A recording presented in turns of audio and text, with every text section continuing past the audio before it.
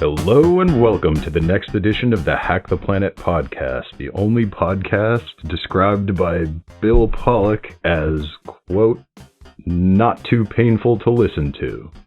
We're back in the studio after a trip to 36C3 with our usual panel. We have Max. Say hello, Max. Hello. We got Justin. Hello. Mitchell. Hack the planet. Daniel. This is Daniel. He's lost in his phone. And I'm Ben.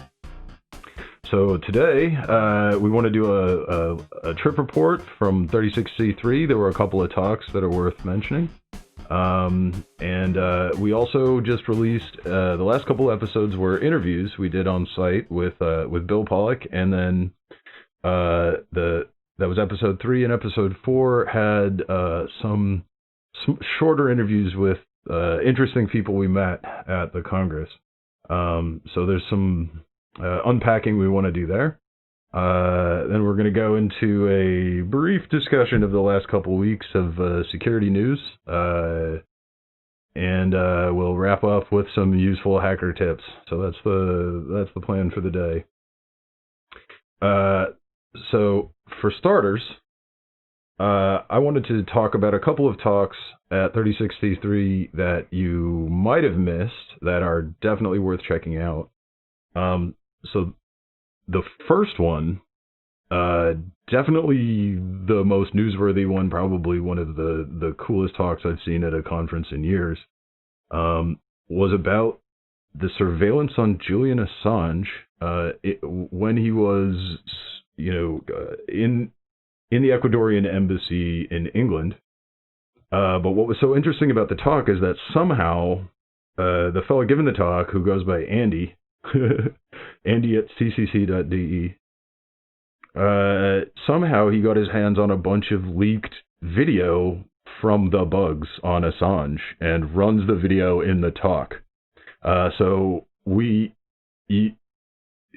there are some really funny highlights of, like, apparently at one point they wanted to use laser mics, but they couldn't get a good reflection off the window.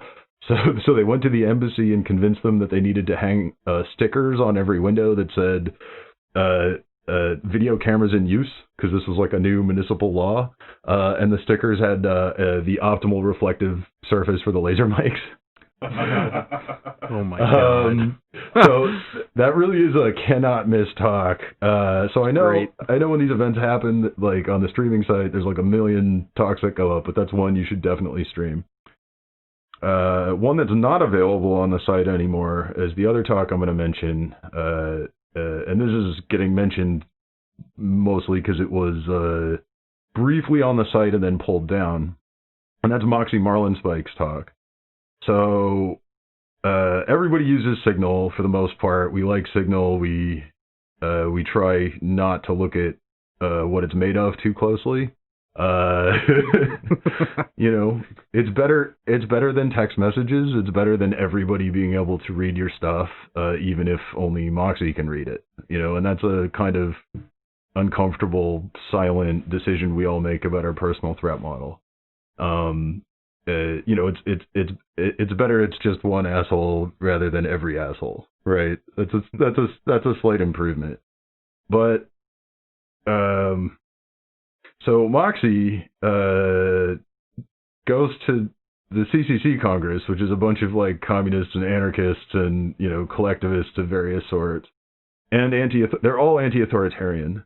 There was one of the largest collectives at the Congress this year was the Decentralization Village, that was made up of a bunch of assemblies that were all working on technologies or political activity related to decentralization being good.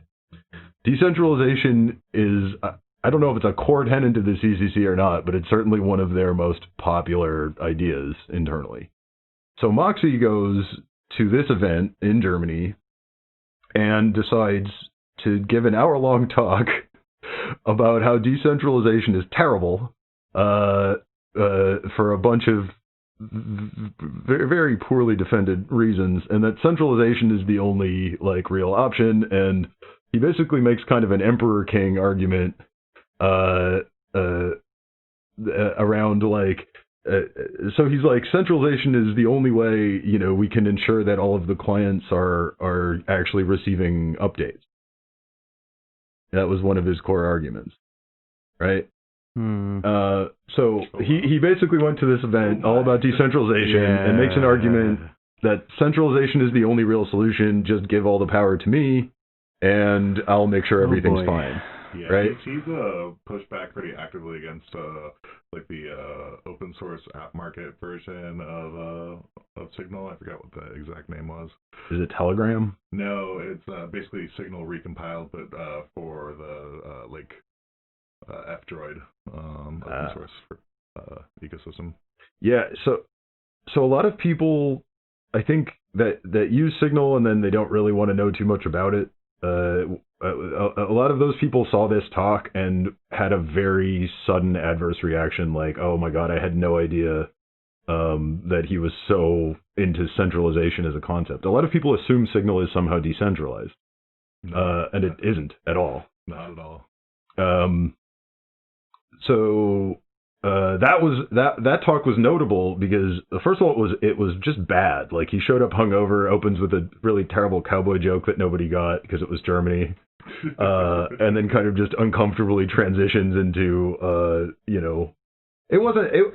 I mean, he didn't like totally sweat or fall over or puke or anything, but it was just it was like off.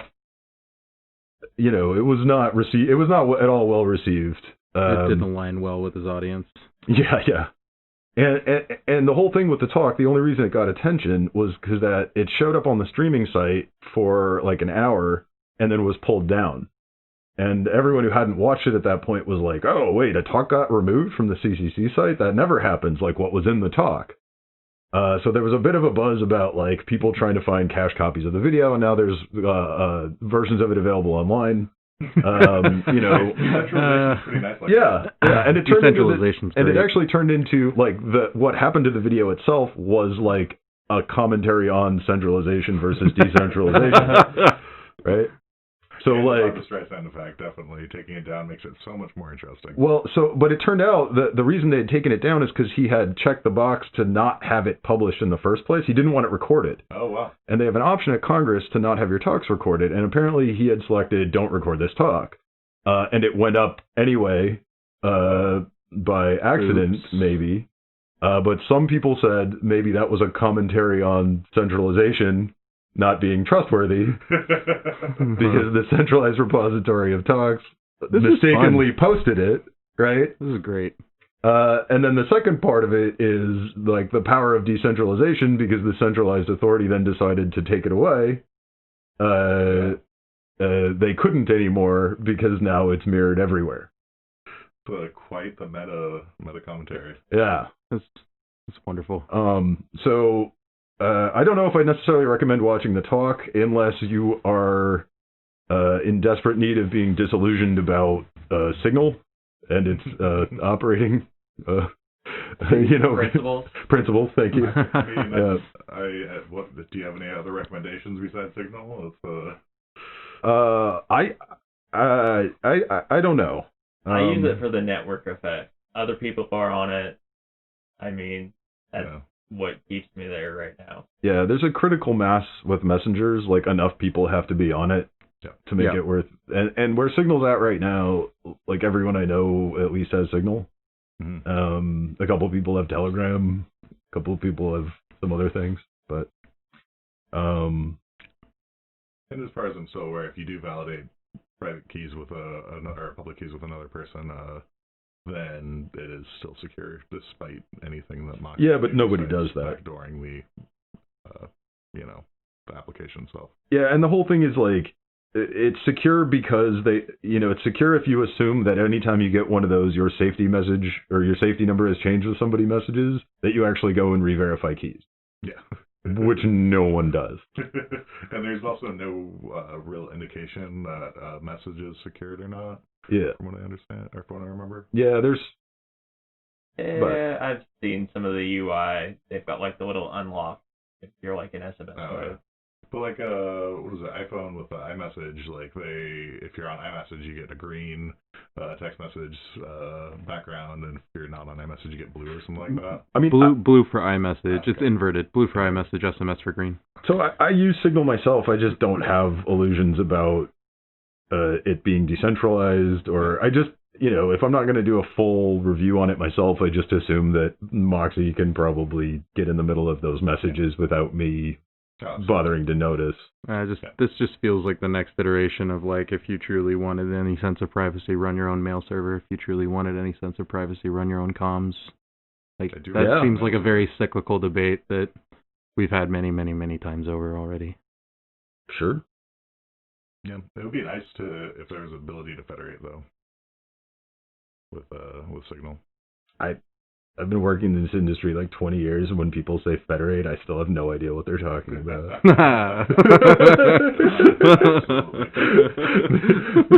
It's like, oh, this is federated. It's like, oh, okay. Yeah, you're absolutely right about that. My ADD brain likes to go to like an old cartoon sketch show that was called Federator. Every single time somebody mentions Federate, I just see cartoons in my mind that says Federate. Phenomenal. So there were definitely a lot of other talks at 36C3 that are worth watching. There were a lot of really amazing hardware security talks this year. There was one on Trust Zone. There was one on low-cost glitching using like a $30 FPGA and connecting to some internal voltage lines on chips and being able to do like really effective glitching on certain types of microcontrollers. Nice. There was a really good talk from Andrea Barassani, the formerly known as half of the duo that did a talk about skimmers for chip and pin cards for EMV skimming. He's like in the Wikipedia page. So he's also known now as the USB Armory guy. And he gave a talk on running Go on bare metal on the USB Armory Mark II, which is shipping any day now. Doing the whole unikernel thing? Yeah. Well, so it was actually really interesting. So it was about the minimal amount of stuff you needed to stub out for bare metal to make pure Go work on it. Nice. Like compile down to it. So I mean, if you have that particular narrow interest, that was a really good talk. But there's probably like 20 or 30 like decent hardware talks at this event. Do you know if that's the first time he's given that talk, or if he's been working on it for a while? Because I feel like I remember that, specifically Go running on native hardware. Well, there have been a few other people that have done similar projects. Okay.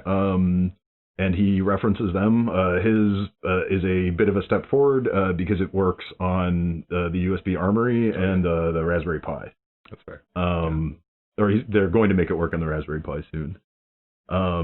So I would definitely recommend checking out the links, and there's some really, really interesting content. And also, if you haven't already, check out the past two episodes. So, episode 3, we had an interview with Bill Pollock, the publisher of No Starch, who is, I don't know, the patron saint of something, I think, in hackerdom. The patron saint of published books. But what did you guys think of that? Did you guys? Yeah, I mean, I have a significant respect for Bill and the work that he does. The environment that he creates at DEF CON is obviously appealing to many. But more importantly, just, at one point he mentions the Applied Crypto book being used in MIT and how impactful that book is to the community. And I mean, +1, like that's like standard reading now for every single security engineer I've ever talked to, that as far as I'm concerned. So, I mean, clearly his business has impact in propagating and making information available to the masses, and he's been able to use that success to continue to. He's in this lucky place where his ethics and the economics of his success are in alignment, and that's very rare, and I would like to see that continue for him. Yeah, I mean, I think the thing that I've always really liked about him is in all the different things he's obsessed with, the thing he's obsessed with is quality. Yeah. right? And it's this like esoteric thing that usually doesn't make you any money, you know? And he's just like landed in this strange niche where an obsession with quality actually works out really well, you know, economically. Yeah. You know, it's like he's found a group of people that also are often interested in something being right, independent of it being cost effective or reasonable sometimes. You know? Yeah. I mean, we're all kind of like that in some regard. And he's like that in many regards. But one of them, he found a way of connecting with, you know, a way of making money.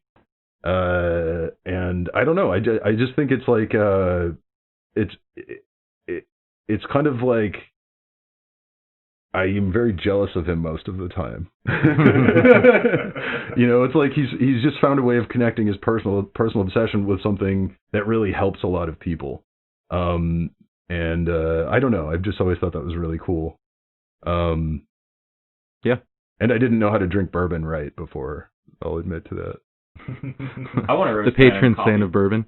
Oh yeah, so he also was. I did mention we talked about roasting coffee in the intro, but I cut out most of the talk of coffee roasting. But he was his current obsession is like coffee roasting. He's like showing pictures of beans he's roasted on his phone. Nice. He's like, look at these ones. I made them in a popcorn cooker. They were Ethiopian. Yeah, it was pretty great. But I just thought there were so many really great quotes from that interview. Like, I think it's the idea behind his foundation. It took me a little while to get sort of where he was going with that. But having everything tracked in Git and like removing, you know, having a panel of people sort of approving it, and then having people have to post the results of what they did with it, you know, back to the site. I think that's actually a really interesting dynamic. You know, having it, the express purpose of it is like buying hardware for, you know, younger hackers to take apart just for curiosity. I think that's an interesting angle on microgrants.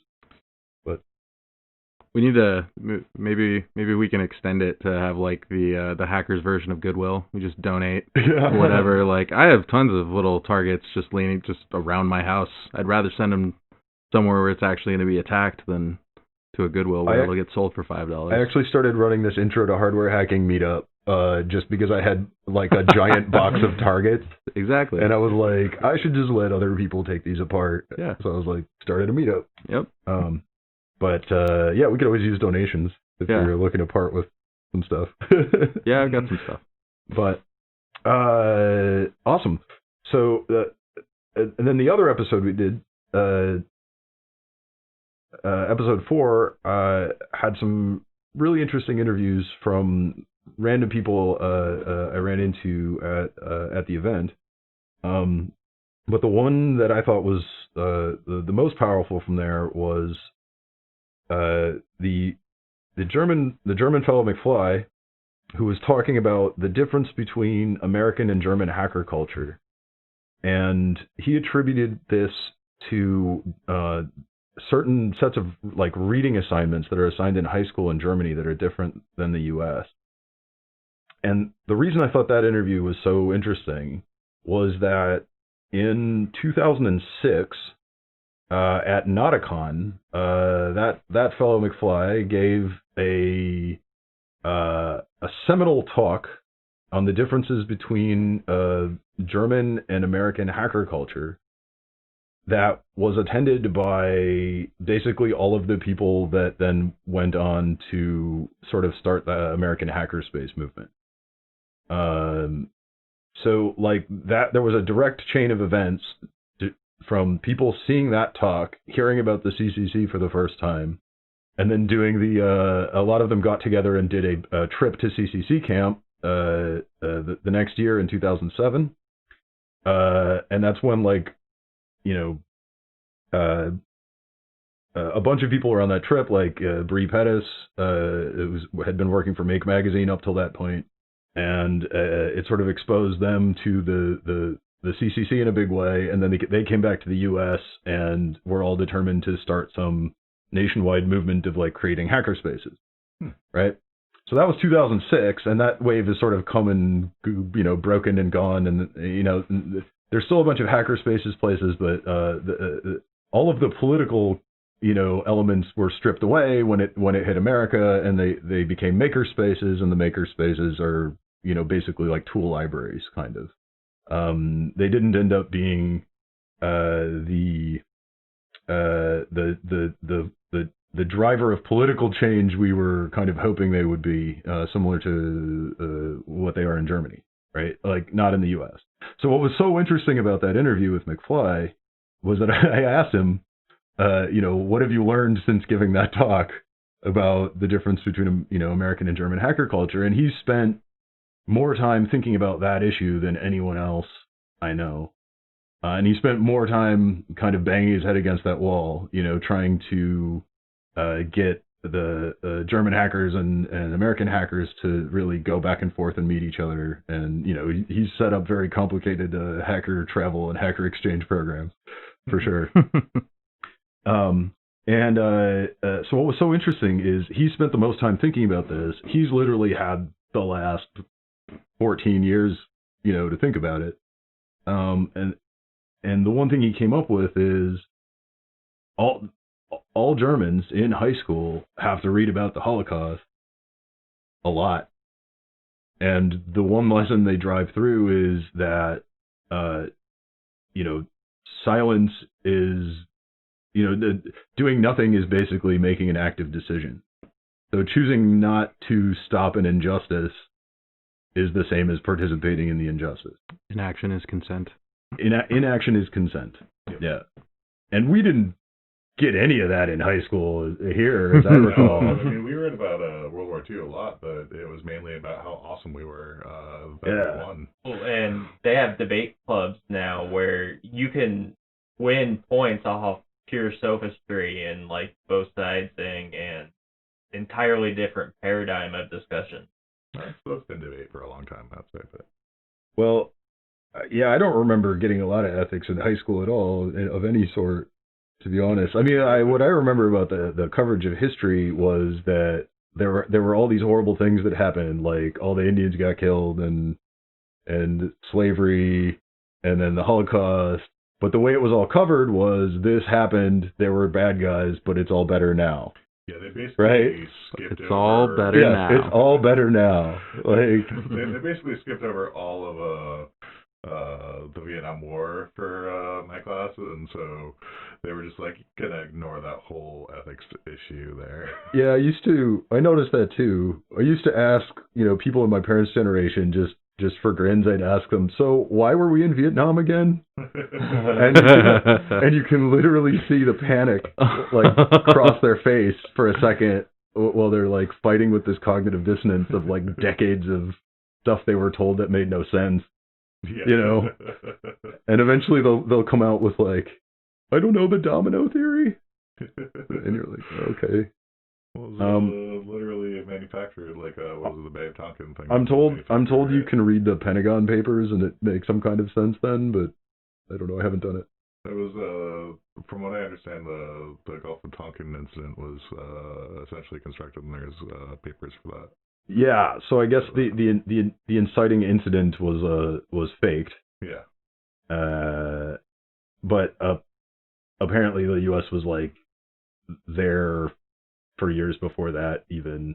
Oh, really? Yeah, I don't know. It's not perfect, but I'm going to recommend the Ken Burns documentary. It's a pretty good sort of look back at the time, about as truthful as can be published on, public television.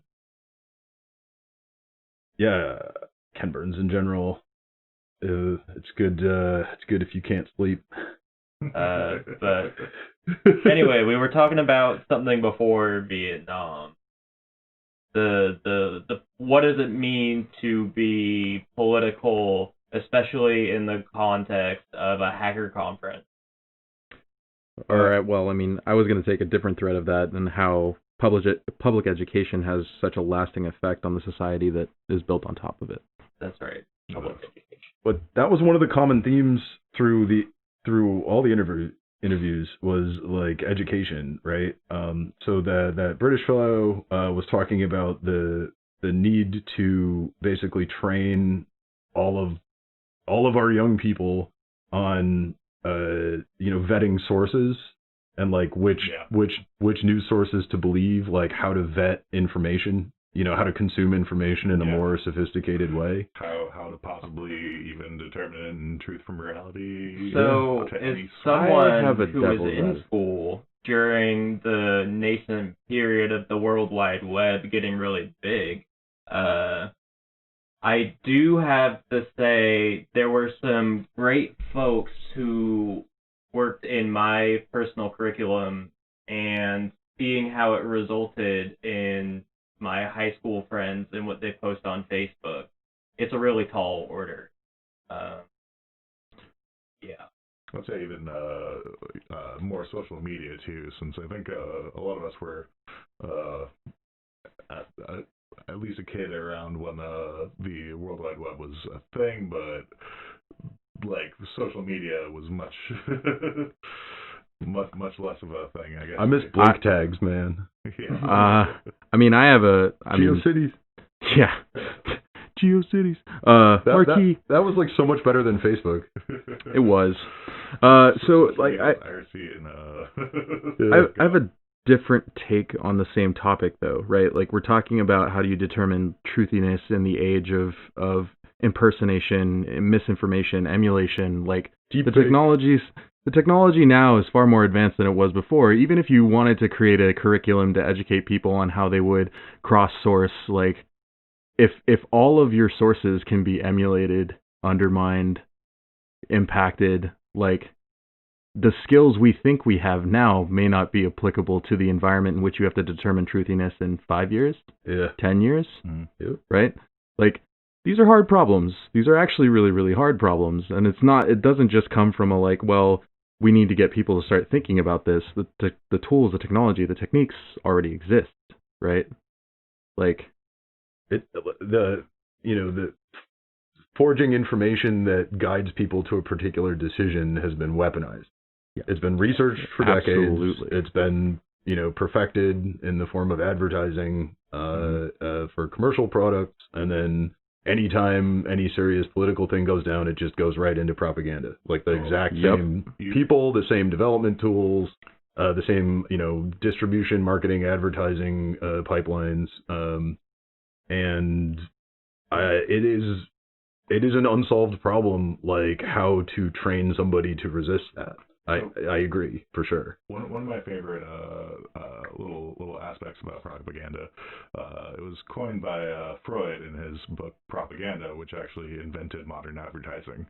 That's actually how we got sales and some of the marketing that's like focused on people's insecurities. Is because of that book. So we have Freud to thank for basically all of this mess. One of the largest consumers of fMRI machines are marketing research companies. They call it neuromarketing. They actually have labs set up where they strap people into brain scanning machines and make them watch ads. Wow. And it's basically equivalent to like AFL style fuzzing, where it's a coverage-based fuzzer rather than a generational or mutation-based fuzzer.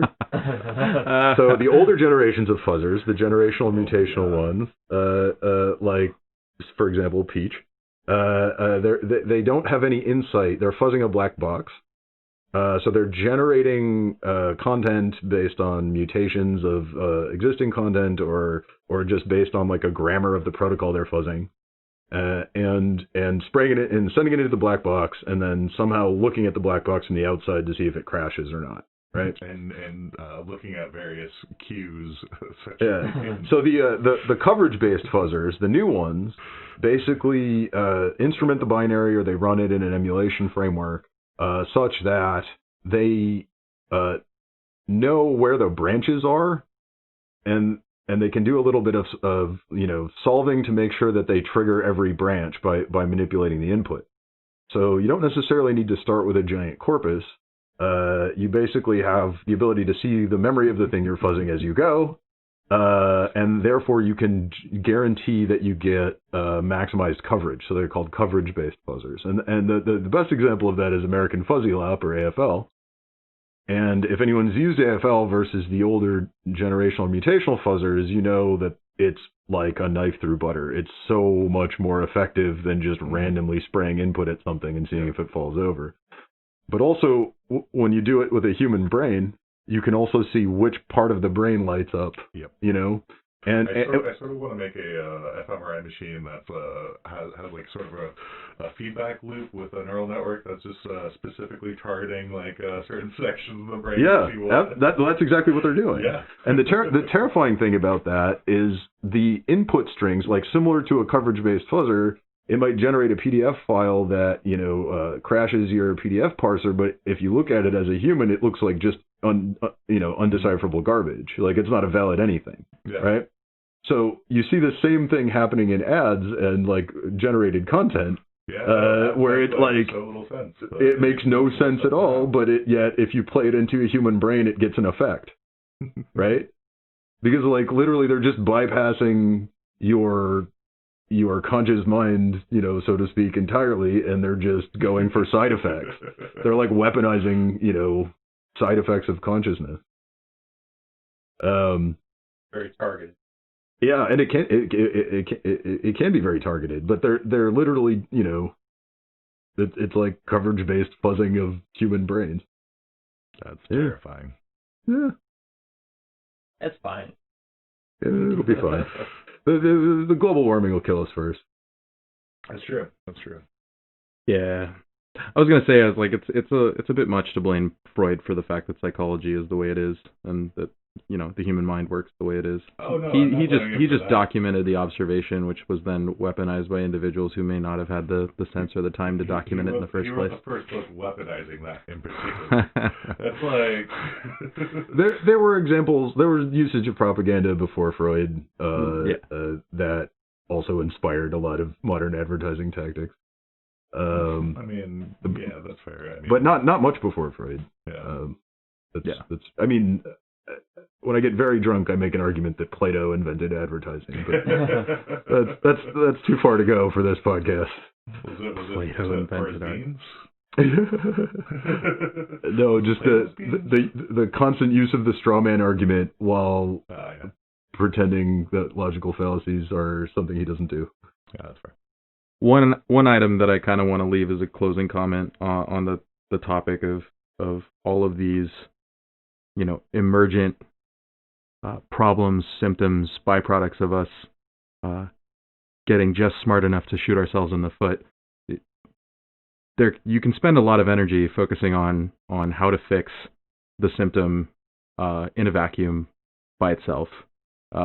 History has also shown us, though, that in many ways, continuing to aggressively pursue new technologies and deeper understanding, in many ways, it's like flying a plane, right? Like the symptoms, the problems, those are vortices coming off the tail end. At some point, you just got to keep moving before you become self-destructive. The random thought, maybe not a good one, but a random one. Speaking of crashing planes, there was also a really great talk at 36C3 about the Boeing 737 MAX crashes. Music to my ears. With that, we'll take a break. We'll be back after these messages.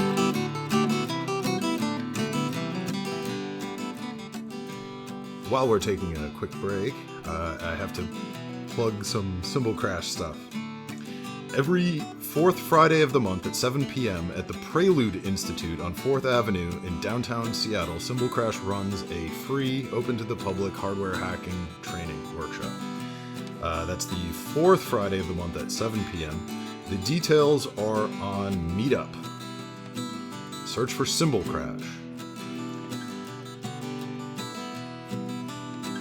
And now for a word from our sponsors. Do you or a loved one suffer from a hacking addiction? Wonder why your MIPS shellcode isn't executing? Ethical concerns about what to do with Trump's tax returns? Call the Hacker Helpline at 206-486-6272. Problem with your Tesla coil? Call 206-IT-NO-ARC. Or send an audio email to podcast@symbolcrash.com. That's symbol as in symbolic, not like the thing you hit with a stick. And now for the thrilling conclusion of Game of Drones. And we're back. So it's been a busy couple of weeks in security news, other than 3063 related. So things kicked off with the Citrix NetScaler bug, or the Citrix bug, which then set off a shitstorm on Twitter. That's what Twitters want to do. Yeah, it set off a shitstorm on Twitter, this sort of fake debate about whether or not it's ethical to share open source security tools. And then that debate was quickly silenced by a rather severe crypto bug in Windows. So we'll just reviewing the play-by-play of that. So what was going on with the Citrix bug? I didn't pay too much attention to that. So a few days ago, there was a release of the CVE, and there was a path traversal bug. And a day or two after that, it turned into RCE, and they started finding exploits in the wild for that. Daniel, did you have more information to add to that? I only saw a high-level overview of the timeline. Looking at the POC code, it looks like what they're doing is some form of template injection. The vulnerability was specifically in some form of load balancing logic on behalf of Citrix, and what they're doing is they're using path injection to effectively manipulate server-side template resolution, which was then escalated from a directory traversal issue to being full-blown RCE.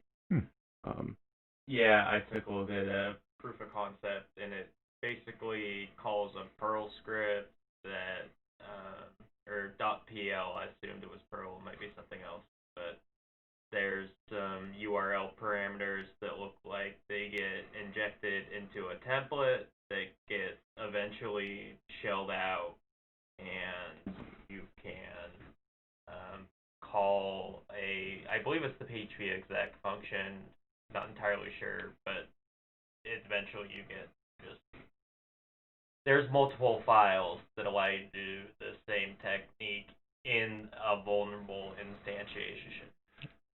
So I guess a really large number of enterprises were vulnerable to this, and somebody published a fully working CVE on GitHub, or a fully working exploit for the CVE on GitHub before most people were patched, and that sort of triggered this debate in Twitter, which has been this thing that everyone that has met me out in the wild over the last couple of weeks has brought up and asked what my opinion on it was.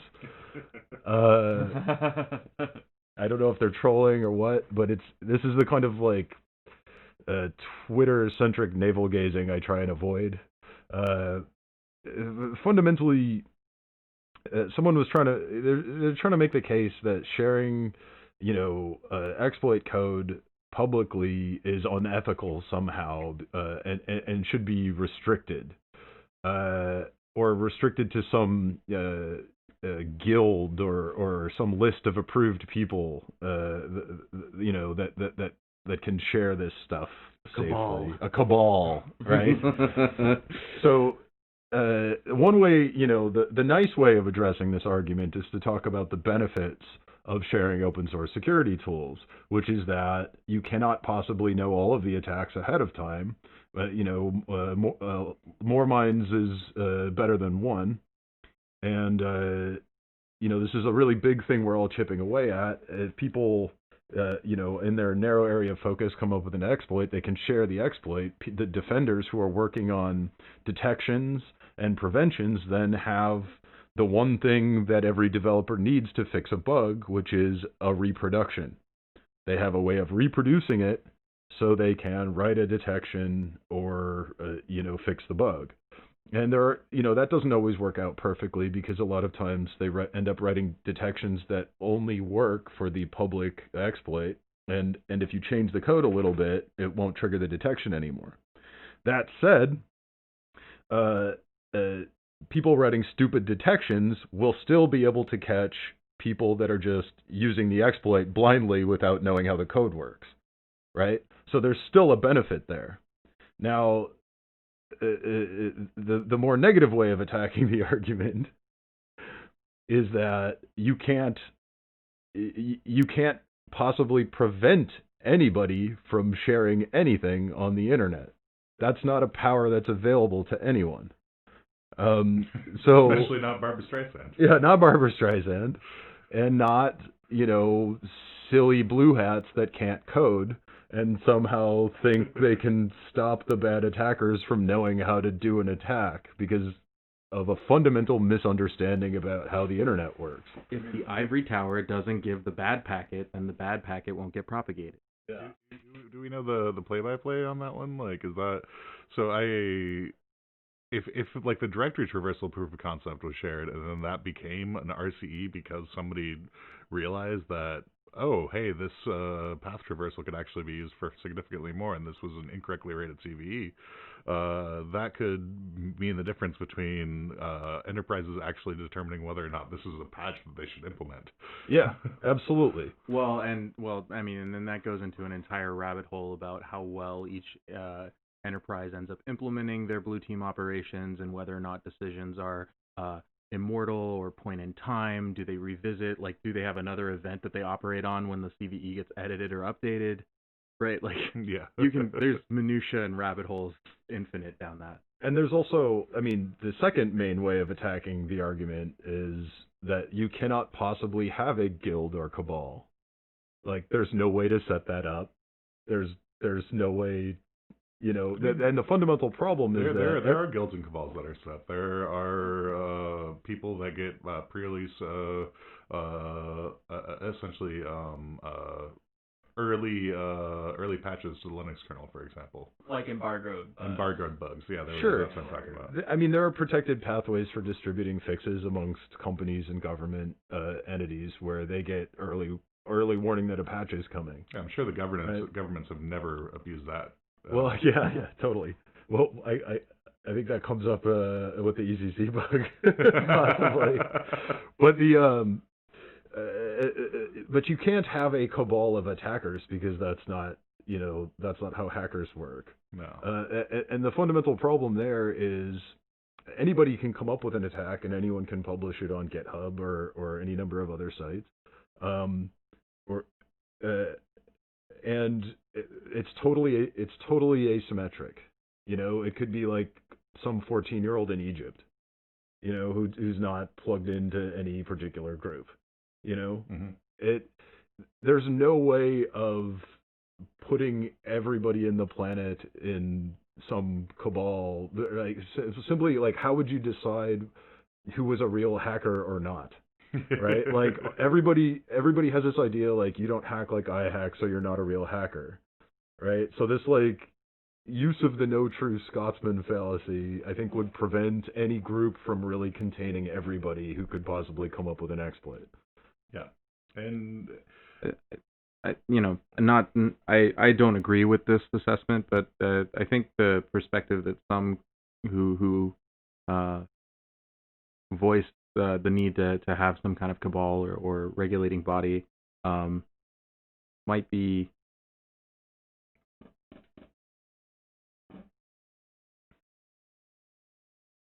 a little dated in their perception of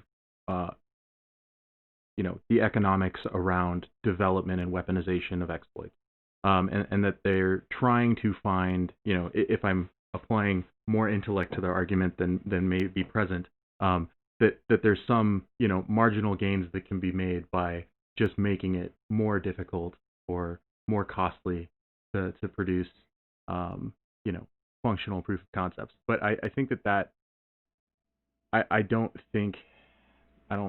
personally agree with that viewpoint. Well, so they would argue that there's two distinct sets of tools. There's exploit tools and post-exploit tools. And the post-exploit tools are more broadly applicable. The economics of detecting those and cutting them off are a little different. And that would be their response, not trying to take a side. However, you still need detections for post-exploitation. Yeah, right. that's So a all wonderful of these mental arguments gymnastics. boil down to blue teamers are lazy.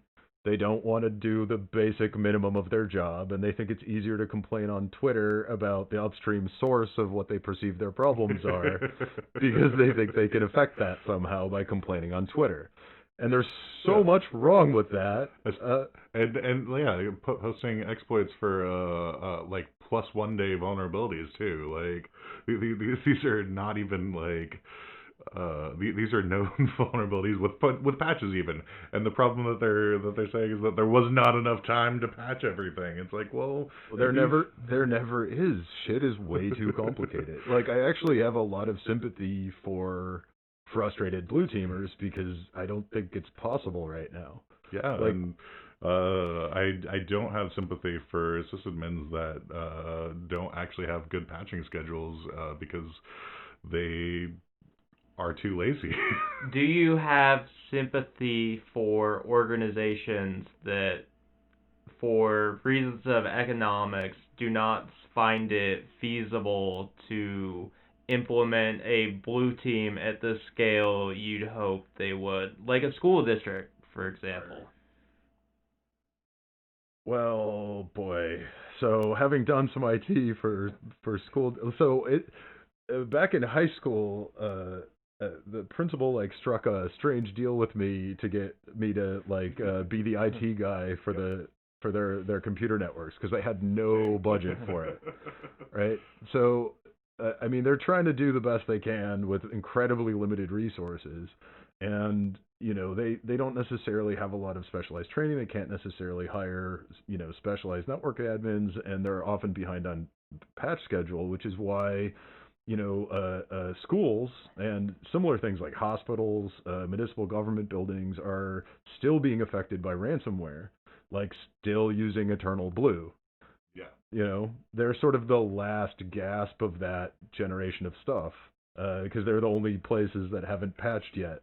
There's also some industries that are affected by the fact that like some of the industry software doesn't actually work with the patches to the like core operating systems and things like that, so they can't actually even have those protections, which is a whole nother mess. But I feel like that's more of something that needs to actually have a liability associated with the actual the software makers. I think one other important thing that I just want to voice up is that there are absolutely some that work in defensive capacities that are, shall we say, behind in their skill set or capabilities or methodology.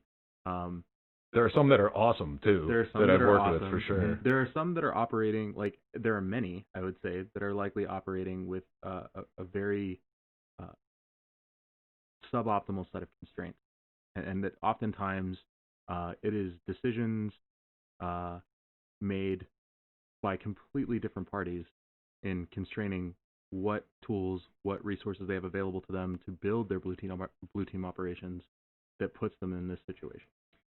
As someone who but at the same time, I don't view that as a justification for us to take the foot off the neck, right? Like, at some point it's like, no, this is the fuel that motivates the business to change its attitude, approach, and investment in blue. When you're purchasing appliances that are essentially so like it's not cheap to get a NetScaler device and to maintain that license.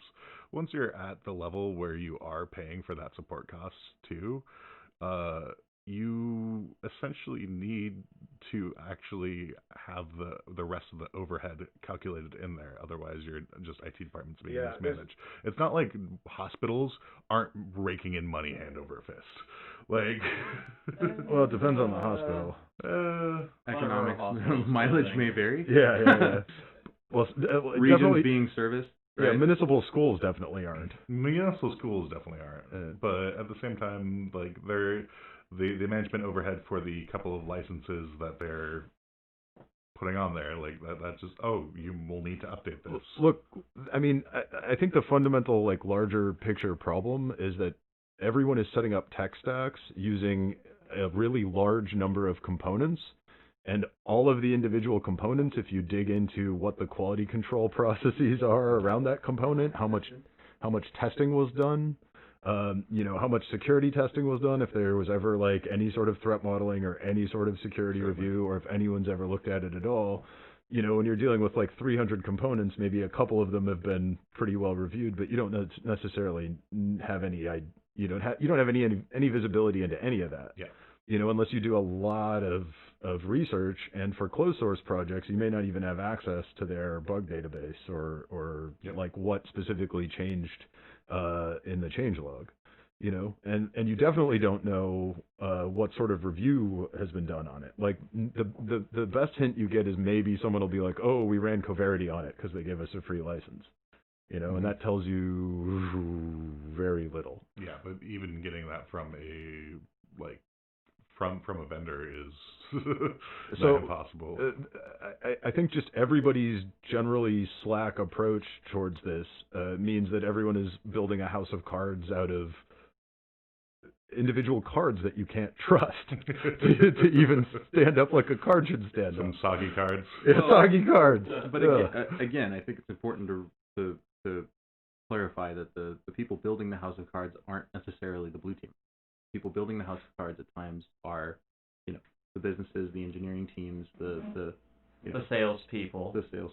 Or just anyone who sets up anything on the internet. Why isn't Blue Team involved in the setup process? I feel because like they're not a revenue generating portion of the business. Yeah, so obviously that business might need because to... capitalism wins again. Yeah, so like maybe capitalist Darwinism needs to happen there. So willful ignorance until they have to deal with it, they don't want to throw money at it. In the short term, economically, it kind of reminds me of that Errol Morris documentary, Fast, Cheap, and Out of Control. Yeah. Which is a very strange movie, but makes a compelling argument that kind of nature or evolution favors rapid prototyping. Like a lot of different things, a lot of different mutations or variants in one generation, and then some of them survive and some of them don't. And there's like a fitness test, and it's better to have a lot of different variants and then have a large percentage of them die every generation, because that you seem to sort of adapt better that way. Right? It's extremely depressing for the engineer because you're just looking at all the wasted resources for all the variants that didn't make it. Yeah, you're looking exactly. You're looking at cancer is what it is. Yeah, for sure. And we've brought it back to cancer. Yeah. All right. But so it's incredibly frustrating, and I'm not entirely convinced that that's not the best way for a business to operate through some way of looking at it, but it's incredibly stressful for people like us that obsess on the quality of things without really giving a crap if it's economically feasible necessarily. So it's like things could be so much better, but I think I can make an argument that if the individual components people are using to do, these network stacks, if their operating system, their like web stack, all of that, like the network equipment, if all of those things could be trusted, not to have stupid bugs. It would be a lot easier for people without a lot of computer experience to do computer things safely. Yeah, how do we make that happen? Well, exactly.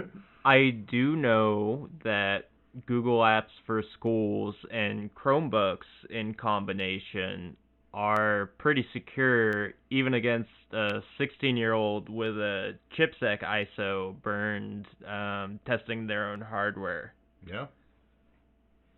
Which is something you got to think about in the year of our Lord 2020. Oh yeah, it's 2020 now. We should be. Is RoboCop real yet? So last time I checked, Detroit was bombed out. We're halfway there. Yeah. Oculus. All of the companies have merged into OCP. That's on track. Yeah. Who manufactured the Omni Consumer Products. Did I sleep through the fast food wars?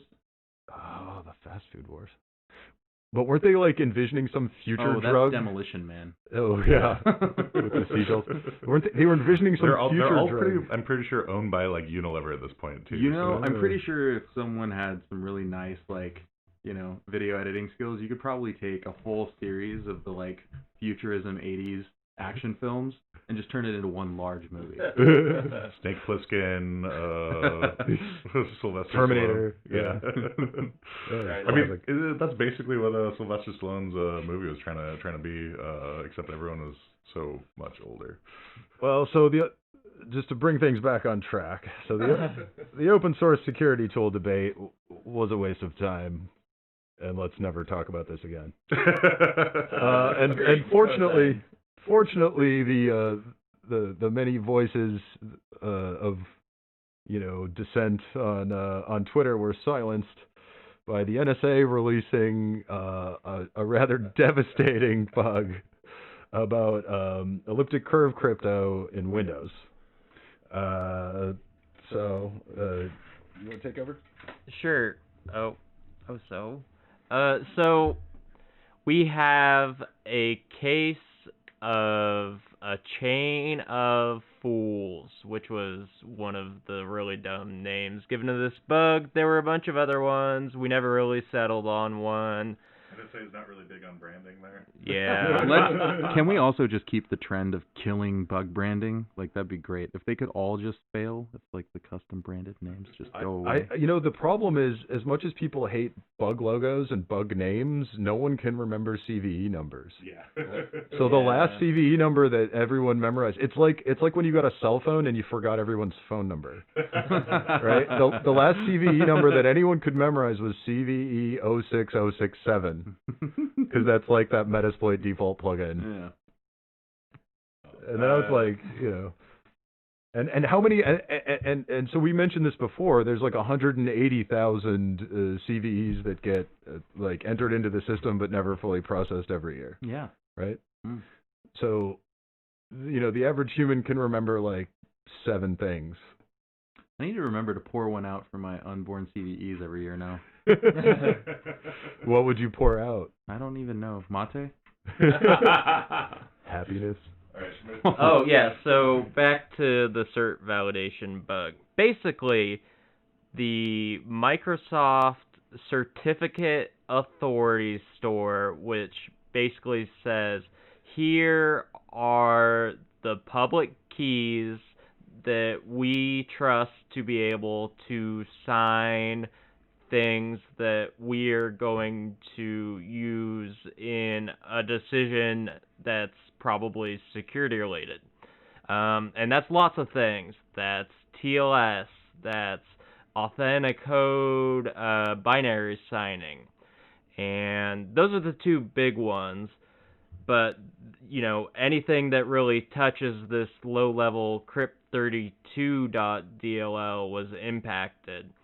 The root issue being that the way you encode an elliptic curve certificate, which is just a branch of cryptography that allows you to do public-private cryptography, has a set of parameters that define the cryptography space you're working over. And you could forge a authorized certificate authority by only matching on the public key and the identity associated with that public key eventually. And you could forge a set of parameters pretty trivially just by looking at the right reversing the right operations, and you submit this as part of a chain of certificates that allow you to just say the thing you're giving is trusted, and you break the chain of trust, and you're left with a chain of fools.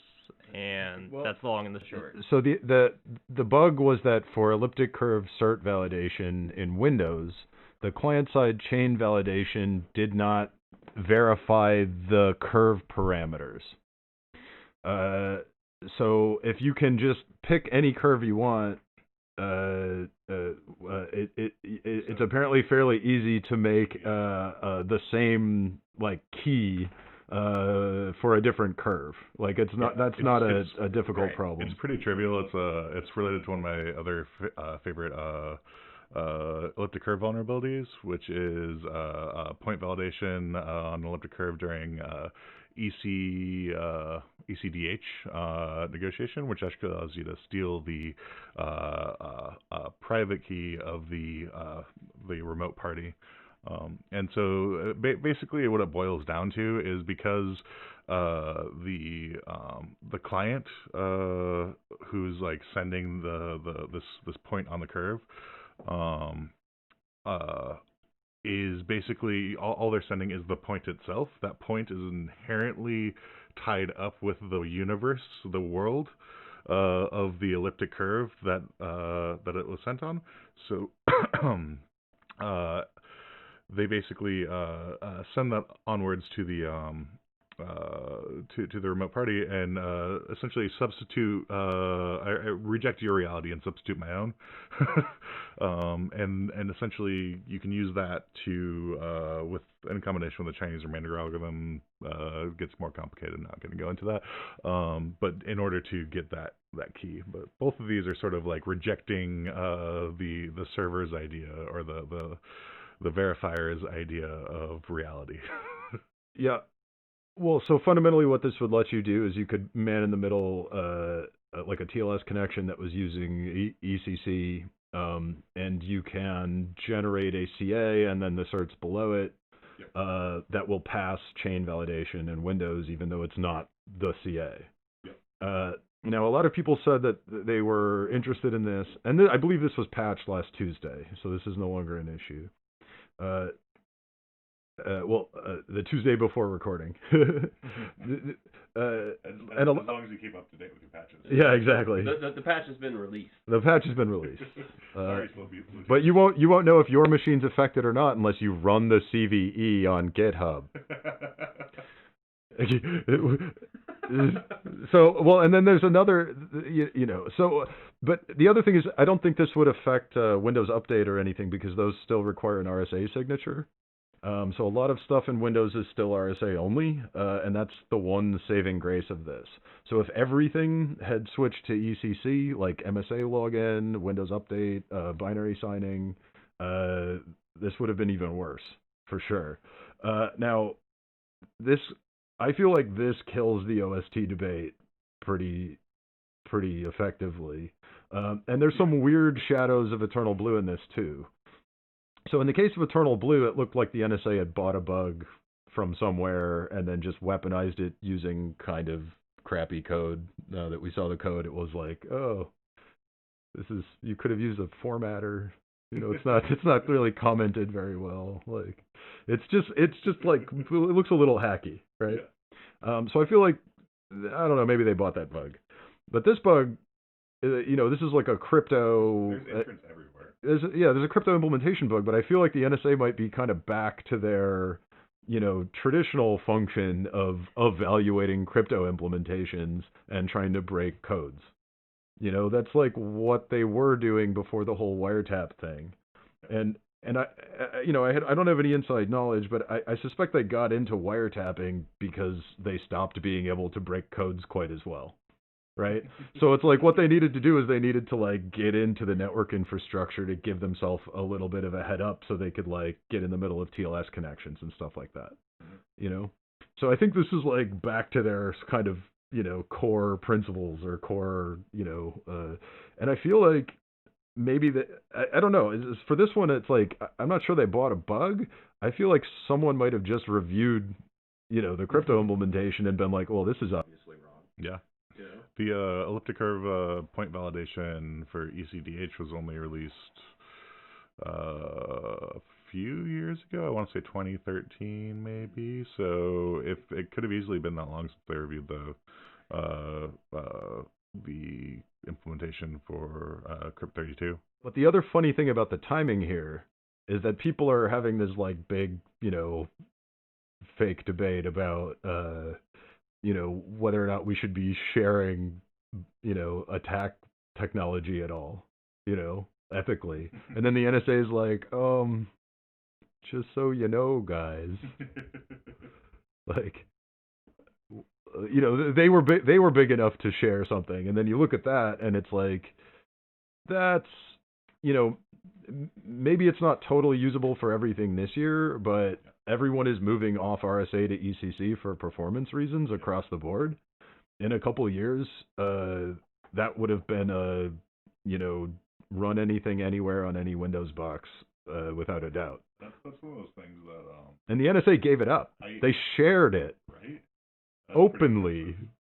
And there's a CVE on GitHub you can use to make sure everything's been patched. One of the things about the move to ECC, well, I appreciate it. I like the math on it. It's one of the things about it is that it doesn't really have a different hardness problem. It has a different class of attacks than RSA does, but you still end up going down to the discrete log. And I mean, quantum computers are getting better. They're not there yet, but this is sort of one of those things where I don't see why we aren't moving to something that's actually quantum safe crypto. Everyone's still relying on the DLP issue, and we're not going to see a consumer like grade. There is kind of a problem with ECC over RSA. Like, it has better performance numbers. Mm-hmm. For most things, like a key generation is for free basically. In RSA, it's like non-deterministic, which is a big deal on embedded. But people don't really understand ECC. The math involved is weird. Most people didn't take group theory, and I took group theory, but I didn't do very well. And it's like an abelian curve, and I'm like, okay. I sort of remember what that is. I remember what an abelian group is. The thing that really helped me understand ECC was realizing that you actually can pretty much ignore a lot of that for most attacks. Well, because most attacks actually end up boiling down, besides breaking the DLP problem, most attacks end up boiling down to basic algebra. But it turns out that, for bugs like this, Microsoft has a very good, cryptography team. And this one totally walked by them. Because they're probably more used to RSA, like everybody is. And RSA, in terms of, they say that asymmetric cryptography is about mathematical functions that are difficult to reproduce. They're easy to do forwards, but they're difficult to do backwards, right? And everybody understands multiplying numbers and factoring numbers, and then you say, oh, well, prime numbers, are numbers that have no other factors than themselves and one. And you multiply two big primes together, it's difficult to figure out. People can get their head around that, and they can actually follow through the flow of how RSA works, and they can implement it themselves. And it's there's a few gotchas. You still end up running into problems like the whole big OpenSSH, OpenSSL keygen issue that happened a while ago with the bad SSL. And you were generating weak coprimes, which basically allowed I think all of the Debian keys had to be refreshed because that was they fucked up the implementation of RSA. And you mentioned Chinese remainder theorem, and that speeds up. Like, there's a lot of narrow corners of problems with RSA you can get into. In Chinese remainder theorem, it's like it speeds up key generation a lot, but it also... it's actually what they use to do key generation for RSA. But it's an attack against the... it's also an attack. There's an attack against CRT as it's used in RSA as well, because it gives you a single point you can, glitch, basically. I think that was actually the problem, was that they had a bad CRT implementation. And it's susceptible to like bad random number generation, like the Infineon bug, and there's a lot of side channel potential with RSA in various places. Actually, the weak random number generation think it was Bernstein and some colleagues. I don't think he was the primary person on the paper, which I'm sorry, whoever actually was on the paper. So they basically took all of the RSA keys that they just scanned the internet for all public RSA moduluses and multiplied them together. In which case they would get remainders out every once in a while, and that was some part of somebody's key, and so that they would go back over each key and see which key was had that weak factor in there, which worked because of poor entropy on embedded systems. That wasn't quite bad enough to be detectable otherwise, but still bad enough. So my point is with Edge cases, sorry. yeah, that's a really good example, and my point with ECC is that these same sorts of problems can exist. These sort of aspect-oriented, crypto problems, and they do exist, but people are even less likely to notice them because they're just less familiar with the mechanics of ECC. And that has been a problem with ECC since the first time I heard of it, a long time ago. People tried to get into it coming from RSA, starting probably 15 years ago. And they just start reading up on it, and it just very quickly gets very confusing. Like there's fundamental math you need to know that you didn't learn in school. It's not just multiply, divide. It really, I should give my talk on breaking ECC using all the known attacks, because it really is, you can ignore, for any of the published attacks, you can ignore it. And I think one of the reasons it's also so damning is because all the attacks are fast. You don't have to brute force anything. Well, I mean, this bug specifically wasn't an ECC. Like, the problem here is that whoever implemented the chain validation clearly didn't know that there were more things to check in an ECC chain than there were in an RSA chain. Yeah. Right? Yeah, no, that's fair. And it's not a problem with ECC itself. It's a problem with people just didn't know how to do it right. But there are also potential problems with ECC itself that can be hidden if you don't know the math. Like, for example, nobody is really sure if any curve parameters are backdoored by the NSA or not. Oh yeah, no, that's fair, because it uses a hidden. And you mentioned DJB. Component. You mentioned DJB, and he had that website Safe Curves. Yep. And he says these curves are safe, and the NSA is giving you a line of crap. Right? And then you go to the NSA and they're like, no, these are the curves that are safe. We don't know about that guy. Yeah. Right? So basically, who do you trust? Yeah, no, it's absolutely. It's unless you know the math yourself, which nobody does. It's that's the aspect of ECC being safe. Especially the DBRG. Basically, there are those components of ECC, much like S boxes, where they're sort of chosen, and who knows whether or not they're actually like appropriately. I mean, there are ways to check these things, but some of them are esoteric or involve a lot of math. Esoteric, involve a lot of math, and you sort of have to. With ECC, I don't know that there's particularly any way that you can ensure that there's not a backdoor. Exactly. Yeah. So the concern is, with certain curve parameters, it's been demonstrated that they're not they're too easy to reverse because of the parameters aren't right. Exactly. Right? Like it makes a curve that has characteristics that leak too much information or something like that, right? And then we also know from this recent attack that if the curve parameters aren't checked, it's relatively easy to generate a curve that has any key you want just by plugging in the key and then figuring out what the curve parameters need to be, right? And that is something, before this bug entered the public discourse, I don't think most people knew. I didn't know that. That's fair. I mean, it's like, now that someone has mentioned it to me, I'm like, oh yeah, I guess that would work, right? Yeah. But, it's like it's an entirely new type of attack that really doesn't have an analog in RSA. I mean, it's like if you screwed up chain validation in RSA, It'd be like not checking path length the or exponent. something. Yeah. It'd be like not checking the exponent in RSA. It'd be like skipping some basic constraint check, Mm-hmm. you know. But all of those basic constraints also exist in ECC. Yeah. You know, so this is like something extra. I don't know. So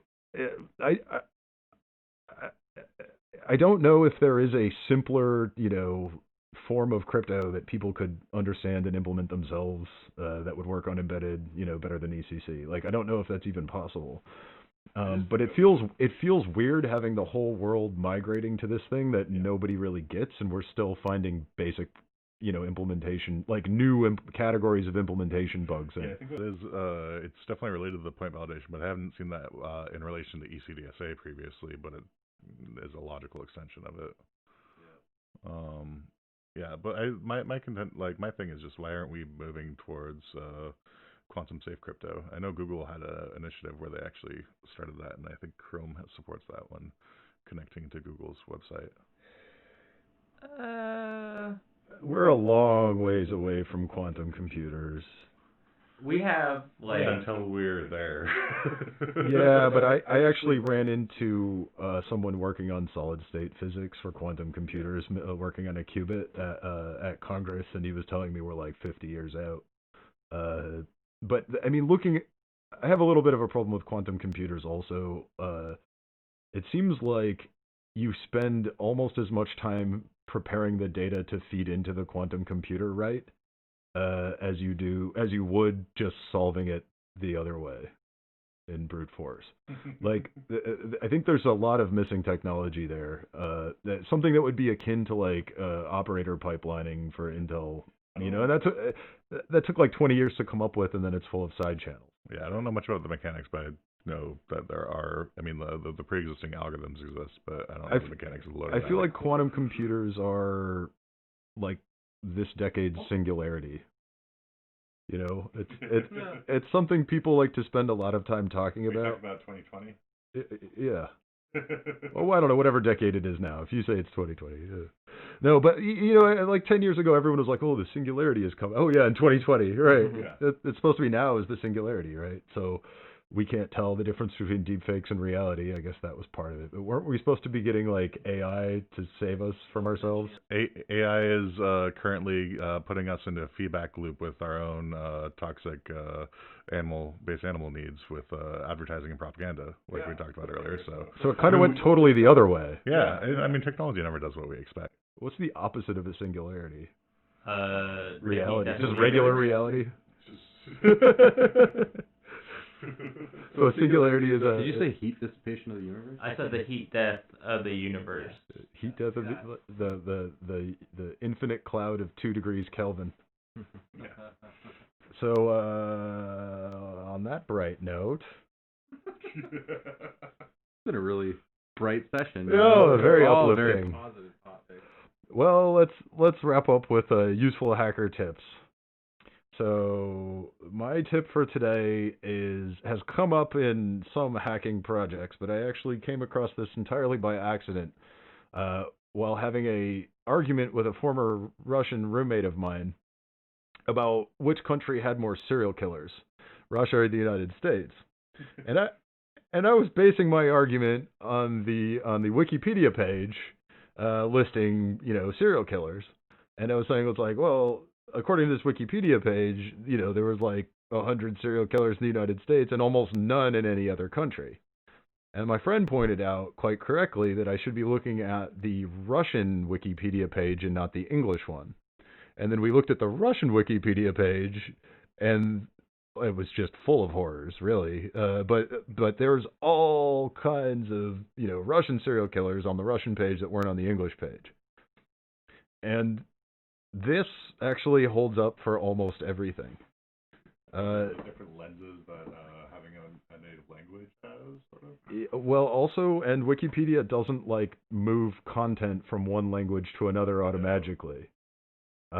So if you are dealing with other countries, Spain, Russia, whatever. I'm looking at my Weeboo shit. I got a Wikipedia page. China's a whole other thing. But you're definitely remember to look at the Wikipedia page in the native language and not necessarily the English one, because they're not all the same. And it really is an interesting view into different lenses. And the same thing applies to password brute forcing and stuff. You need to make sure you're using localized word lists. Make sure you get the romanization of the words in that language as well as the UTF-8. Yeah, translating Chinese forums is a whole other topic. I don't even know. Well, you can auto-translate it, but then you end up with like a bunch of aphorisms referencing stories you don't know. Yeah. It's kind of like that Next Generation episode where Picard crash lands on that planet with the alien that can only speak in references to stories. But anyway. Darmok, Angelon. Yeah. Tanagra. Exactly. I almost start crying every time I hear that. All right.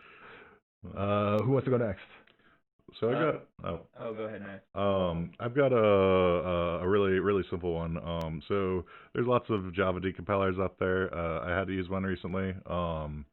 And I have been using one that not actually many people I know about have actually used. So it's called CFR, another Java decompiler on benf.org. It's had the best results for actually getting recompilable Java. So I had to do something where I basically had to just modify this tool so I could dump a firmware. How is CFR better than JAD, which is the Java decompiler that everyone has been using? I've always had problems with JAD where like it would not actually produce compilable Java. Oh, no, it doesn't. So you're saying CFR produces compilable Java? Yeah, you can compile almost everything that's come out of it. Without doing backsmally? Yeah, without backsmally. Does it work on Android stuff? No, it's only for jar files. But I think if you do Dexter, I'm not sure about that layer, but it is a nice one for the standard non-Dalvik format. I'll check that out. CFR, the Java decompiler. All right, Mitchell. Yet another Java decompiler. So this is kind of a half plug, half tip. But personally, when I am setting up 2FA for a website, you always have the problem of how do I back up my authenticator codes?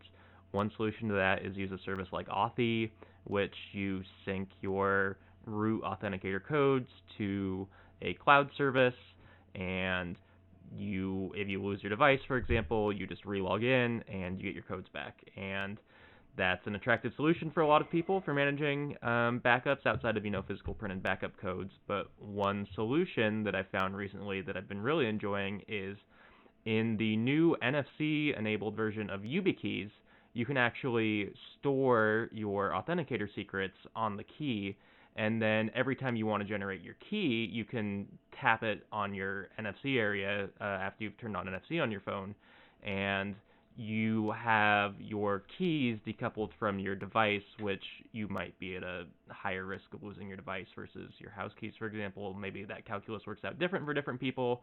I just want to say I've really enjoyed that feature, and it's something that I didn't know existed before, and it satisfied a lot of itches that I'd had about dealing with authenticator codes. So that's my tip. The YubiKey NFC-enabled versions, certain versions allow that to happen, and I think that's pretty cool. Sponsor us, YubiKey. I don't know, if we start taking money from people, we'll have to be nice. We'll have to say something nice about somebody. I don't know. That's a good point. I think that's off-brand. All right, Justin. This doesn't apply to anybody in this room, but if you want to up your Wireshark game, the University of Amherst, Massachusetts, has a great free course that is very comprehensive, and if you go through it, and your skills in Wireshark are minimal, you're going to learn a lot from it. So anybody out there listening wants to up their Wireshark game, great free material. I want to add something to that. So I've used Wireshark, since ethereal days and earlier, but I ran into something the other day with Wireshark, like I couldn't really solve and didn't find a good written up solution for, which was dumping SMB traffic, like the new SMB 3.0 traffic that's encrypted. It's very difficult to get like the key out of Windows and put it into Wireshark. It's like theoretically possible, but no one's really done a write up of how to do it. And Microsoft had a tool called the Microsoft Message Analyzer that hooked into the event tracing framework, and you'd run it separately on the client and the server, but it let you dump out. It had some like plugins, some protocol decompiler plugins for SMB, so it would actually dump out the decrypted SMB messages and also the responses.